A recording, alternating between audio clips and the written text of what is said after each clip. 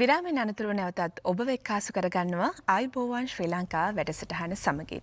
රටක මූල්‍ය පද්ධතියේ ස්ථාවරත්වය ගොඩනගා ගැනීම එත් එක්ක මූල්‍ය යාන්ත්‍රණය යහපත් අන්දමින් පවත්වා ගැනීම සඳහා රාජ්‍ය බැංකු සුවිශේෂී වූ කාර්යභාරයක් ඉටු කරනවා. ඒ අතරින් හැමදාමත් මෙන්ම ගනුදෙනුකරුවන්ගේ පුරවැසියන්ගේ කාර්යක්ෂමව ගනුදෙනු කටයුතු ඉටු කිරීම ඒත් එක්කම රටේ ආර්ථිකය සවිබල ගැනීම වෙනුවෙන් සියලුම සෑම කටයුත්තක්ම ඉටු කරන ඒත් එක්කම ඩිජිටල් කරණය තුළින් නව බැංකුකරණය ඔස්සේ නවමානයන් සොයා යන හැමදාමත් ඔබට හිතැති මහජනතාවගේ බැංකුව මහජන බැංකුව පිළිබඳව අපි මේ කතාබහ ආරම්භ කරන්න සූදානම් වන්නේ විශේෂයෙන්ම වසර 60ක් සපිරෙන මේ මොහොතේදී රටක් හැඩ කළ 60ක් සැවුම දිනවන 60ක් කියන තේමාව පදනම් කරගෙන අද අපි මේ කතාබහ මුළු ලොවටම ඇහෙන්නට ගෙන එන්නට සූදානමින් ඉන්නවා. ඉතින් මහජන බැංකුව සහයේ තිබෙන අතීතයේ ඉතිහාසයේත් එක්ක වර්තමානීය බැංකුවක් විදිහට මුළු රටම බලගැන්වීම සඳහා කටයුතු කරන ආකාරය පිළිබඳව අපි සාකච්ඡා කරන්න සූදානම්. ඒ ගැන කතා කරන්න ඉතාමත් ගෞරවයෙන් යුතුව අපි මැදිරියට කැඳවා ගත්තා. මහජන බැංකුවේ නියෝජ්‍ය සාමාන්‍ය අධිකාරී ශාඛා කළමනාකරු මහින්ද ප්‍රේමනාත් මහත්මයා වැඩසටහනට එකතු වෙනවා. අයිබෝන් ඔබතුමාට සුබ උදෑසන. ඒත් එක්කම නියෝජ්‍ය සාමාන්‍ය අධිකාරී පූර්ණ ව්‍යාපාර ගනුදෙනු නිපුණිකා විජේරත්න මහත්මියත් අපිත් එක්ක වැඩසටහනට එකතු වෙනවා. අයිබෝන් ඔබතුමීට සුබ උදෑසන.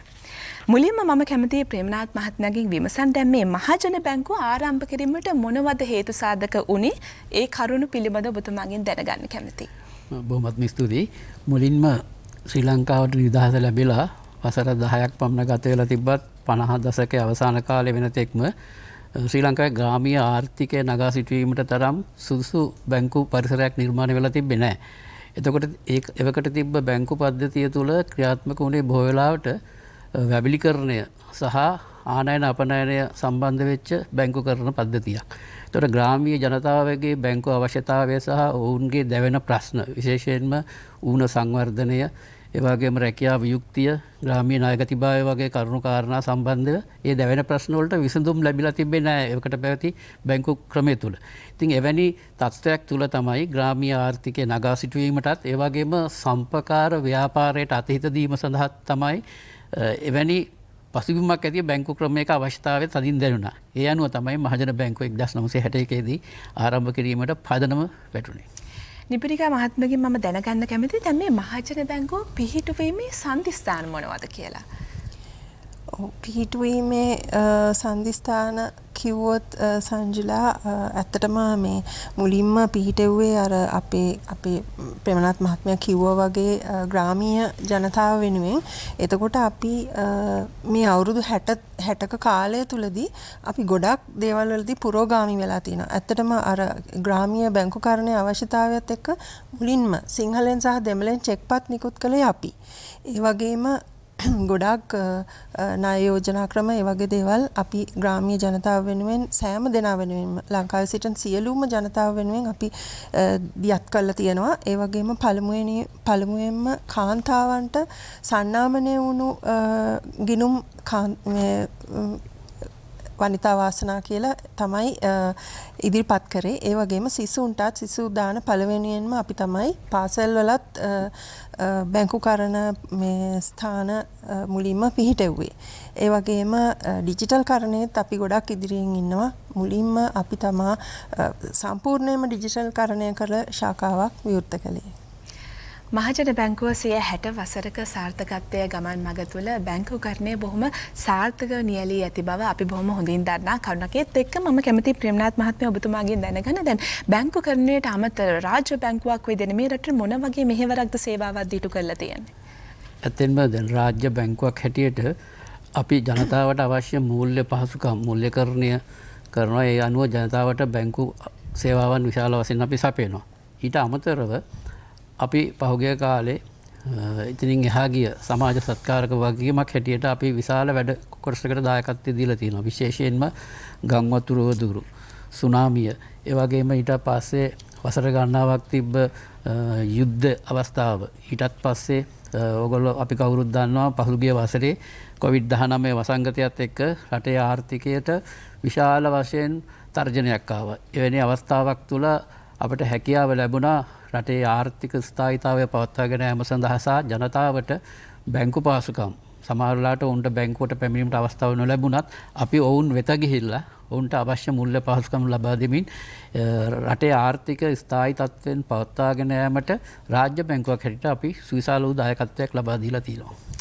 නූතන තාක්ෂණය අතිශයම වැදගත් නම් මේ නූතන තාක්ෂණය භාවිතා කරමින් සිය ගනුදෙනුකරුවන්ට උපරිම සේවාවක් ගුණාත්මක සේවාවක් සැපයීමේ අරමුණින් රාජ්‍ය බැංකුව කොයිතරම්නම් මේ තාක්ෂණික කටයුතු තුළ ඉදිරියෙන් ඉන්නවද ප්‍රේමනාත් මහත්මයා?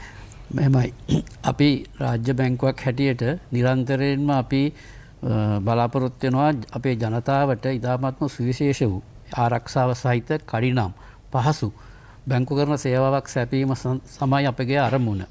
ඉතින් එවැනි ඒ අවශ්‍යතාවය හඳුනාගත්ත මහජන බැංකුව 2015 වර්ෂයේදී අපි ඩිජිටල් කරන ව්‍යාපෘතිය පටන් ගත්තා. මේ ඩිජිටල් කරන ව්‍යාපෘතියේදී අපි සාමාන්‍යයෙන් පහළම ස්තරයේ ඉඳලා ඉහළම ස්තරය දක්වා සියලුම මෙහෙයුම් කටයුතු ආවරණය වෙන ආකාරයට සමස්ත බැංකුවේ සියලුම කටයුතු ඩිජිටල් කරණයට ලක් කිරීමට කටයුතු කරා. මම හිතනවා රාජ්‍ය බැංකුවක් සහ අනෙකුත් සියලුම වාණිජ්‍ය බැංකු ගත්තම ලංකාවේ ප්‍රථම වතාවට සියලුම කටයුතු ආවරණය වෙන සමස්ත සම්පූර්ණ ඩිජිටල් කරන පද්ධතියක් අපි තමයි හඳුන්වා දුන්නේ. අපි හිතනවා ඒ තුළ ගනුදෙනුකරුවන්ට විශාල වූ සේවාවන් රාශියක් අපට සැපීමට අවස්ථාව ලැබිලා තියෙනවා. ඉතින් ඒකේ ගත්තම මේ ඩිජිටල් කරණයේදී ඩිජිටල් කරණයත් එක්ක අපේ හඳුන්වා දීපු විශාල වූ අවස්ථාවක් තමයි SBU කියන එක ස්වයං කරන බැංකු සේවාව. ඒකෙදි ගනුදෙනුකරුවන්ට බැංකුව තුලට පැමිණෙන්නේ නැතුව ඔවුන්ට තැන්පතු ගිණුම් වලට තැන්පත් කරන්න, ඒ වගේම මුදල් ආපසු ලබා ගන්න, ගිණුම් අතර මුදල් හුවමාරු කරන්න, බිල්පත් ගෙවීමේ සඳහා ස්වයං කරන යන්ත්‍ර අපි ස්ථානගත කරලා තිනවා මේ SBU ඒකකය තුළ. ඒතකොට ගනුදෙනුකරුවන්ට Tamanට පැය 24ම සතියම දින 365ම බැංකුවට එන්නේ නැතුව ඔවුන්ගේ මුල්‍ය අවශ්‍යතාවයන් ඉෂ්ට කර ගැනීමේ අවස්ථාව අපි ලබා දීලා තිනවා මේ ඩිජිටල් කරණයත් එක්ක. ඒ වගේම අපි මේ ඩිජිටල් කරණයේදී මොබයිල් ඇප් එකක් ඉන්ට්‍රොඩියුස් කරා People's Wave කියලා. ඒ People's Wave ඇප් එක තුලත් ගනුදෙනුකරුවන්ට ඔවුන්ගේ මේ මොබයිල් ෆෝන් එක හරහා පුළුවන්කම ලැබිලා තිනවා ගනුදෙනු 50කට වැඩි ප්‍රමාණයක් ඔවුන්ට බැංකු ශාඛාවට එන්නේ නැතුව තමන් ඉන්න ස්ථානයේ සිට කටයුතු කරන්න. ඒක මම හිතන්නේ විශාල වූ අවස්ථාවක්. ඒ වගේම People's Web එක. ඒක අන්තර්ජාල බැංකු පහසුකම. ඒකෙදි ගනුදෙනුකරුවන්ට ශාඛාවට එන්නේ නැතුව ගිණුම් විවෘත කිරීම සහ සියලුම කටයුතු ඒ තුළ ඉෂ්ට කරගැනීමේ අවස්ථාව ලබා දීලා තිනවා. එතකොට ඒ වගේම තමයි අපිට හැකියාව ලැබිලා දීලා තියෙනවා මේ උකස් අධිකාරම් වෙනුවෙන් ඔවුන්ට ඒ මුදල් ආපසු ගෙවීමේ පහසුකම අපි ලබා දීලා තිනවා. ඒ වගේම People's Wish කියලා අපි පහසුකමක් හඳුන්වා දීලා තිනවා. ඒ තුල ගනුදෙනුකරුවන්ට ඉතාමත්ම කෙටි කාලයකදී කිසිම කඩදාසියක් භාවිතා නොකර ගිණුමක් විවෘත කිරීමේ පහසුකම අපි ලබා දීලා තිනවා. මම හිතන්නේ ඒක සුවිශේෂී අවස්ථාවක් ලංකාවේ ඩිජිටල් කරණය තුලින් ලැබපු අවස්ථාවක් ඒක. ඒ වගේම People's Wish Credit කියලා පහසුකමක් අපි හඳුන්වා දීලා තිනවා. ඒ තුල පුද්ගලික ණය පහසුකම් ගනුදෙනුකරුවන්ට පැය 24ක් තුල අපිට ලබා දීමේ හැකියාව ඒ තුල මම හිතන්නේ ගනුදෙනුකරුවන්ට ඒක අත්විඳින්න පුළුවන්කම ලැබිලා තියෙනවා දැනට. ඉතින් මම හිතනවා ඩිජිටල් කරණය යටතේ සුවිශාල වූ පහසුකම් රාශියක් අපි අපේ ගනුදෙනුකරුවන්ට නවීන තාක්ෂණය පහසුව ඒ වගේම ආරක්ෂාව තාක්ෂණයේ දියුණුවත් එක්ක ලබා දීලා තිනවා. තව ඉදිරියටත් අපි සුවිශාල වූ ප්‍රොඩක්ට්ස් ගොඩක් මේ ඩිජිටල් කරණය ඔස්සේ හඳුන්වා දීමට අවශ්‍ය කටයුතු සූදානම් කරලා තියෙනවා. 60 වසරක ගුණාත්මක බැංකුකරණය තුළ මහජන බැංකුව කෙසේද සිය මූල්‍ය ප්‍රගතිය මේ වනකොට පවත්වාගෙන යන්නේ කියන එක මම කැමතියි නිපුණිකා මහත්මියගෙන් දැනගන්න. ඔව්. ඇත්තටම ගිය අවුරුද්දේ අවසානයේ වෙනකොට අපිට වත්කම් තිබුණා ට්‍රිලියන 2.2ක්, ණය කළඹ ට්‍රිලියන 1.7යි, අපේ තැන්පතු ට්‍රිලියන 1.8යි. ඒ වගේම බදු පසු ලාභයක් තිබුණා මිලියන 14ක. ඉතින් අපි ඒ ගිය අවුරුද්දේ කොරෝනා ඒ ප්‍රශ්නයත් එක්ක ඉතින් අපි දිගටම අපේ මූල්‍ය තත්ත්වය වර්ධනය වෙමින් ඉදිරියට යනවා. හොඳ අවසන් වශයෙන් මම කැමති ඔබතුමියගෙන් දැනගන්න විදේශ විනිමය උපයන අපේ විදේශ විරුවන් බොහෝ දෙනෙක් ඉන්නවා. ඉතින් විදේශ ශ්‍රමිකයන්ට බැංකුවේ ලබා දෙන්නා වූ සුවිශේෂී පහසුකම් පිළිබඳව මම කැමතියි විමසන්න. ඔව්. ඇත්තටම මේ අයට තැන්පතු විශේෂ තැන්පතු ගිණුම් තියෙනවා. ඒවාට අපි සාමාන්‍යයෙන් ලබා දෙන පොලි අනුපාතයට වඩා 2% පොලි අනුපාතයක් ලබා දෙනවා. එය මහා බැංකුවේ අනුග්‍රහයත් සමගම ඒ වගේම ඒ අයට අපි විශේෂ ණය යෝජනා ක්‍රම තියෙනවා. පෙර විගමනික ණය, ඒ වගේම ඊතර වාසනා කියලා තියෙනවා.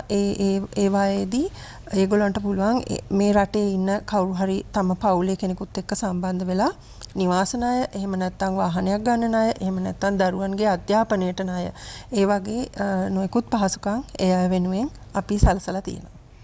2021 වර්ෂයේ ජූලි මාස 1 වෙනිදාට වසර 60ක් සපිරෙන මහජන බැංකුවේ ගුණාත්මක සේවාව අගයනුව සහ මින් ඉදිරියට සාර්ථක බැංකුකරණයේ නියැලෙන්නට ගනුදෙනු කරන්න ඉතාමත් පහසු ගුණාත්මක ඵලදායී කාර්යක්ෂම සේවාවක් සැපයීම වෙනුවෙන් මින් ඉදිරියටත් මහජන බැංකුව බැංකුකරණයේ නිරත වන ආකාරය පිළිබඳව අපි කඩු ගෙනාවේ රටක් හැඩ කළ 60ක් සැවුම දිනවන හෙට කියන මේ තේමාව පදනම් කරගෙන ඉතින් මේ විශේෂාංගය වෙනුවෙන් ලැබෙන කාල වේලාව අවසන් වන නිසා නියෝජ්‍ය සාමාන්‍ය අධිකාරී ශාඛා කළමනාකරු මහින්ද ප්‍රේමනාත් මහත්මයාට එමෙන්ම නියෝජ්‍ය සාමාන්‍ය අධිකාරී පූර්ණ ව්‍යාපාර ගනුදෙනු නිපුණිකා විජයරත්න මහත්මිය ස්තුතිවන්ත වෙමින් දෙදෙනාටම අයිබෝන් කියලා සමුදෙනු. අයිබෝන්. සදා දවසේ අයිබෝන් ශ්‍රී ලංකා වැඩසටහන තුලින් අපිට සමුගන්නට කාලය ලැබිලා තියෙනවා. ඉතින් අද දවසේ අපි සමුගන්නේ ඔබට පුංචි බලාපොරොත්තුවක් දෙලා හෙට දිනේදීත් මෙවැනි වූ අර්ථවත් වූ වැඩසටහන් බොහොමයක් විශේෂාංග බොහොමයක් ඔබ හමුවට ගෙන මේ බලාපොරොත්තු ඇත. ඒක ඔබට ප්‍රාර්ථනා කරනවා සුවදායි දවසක්. අයිබෝන්.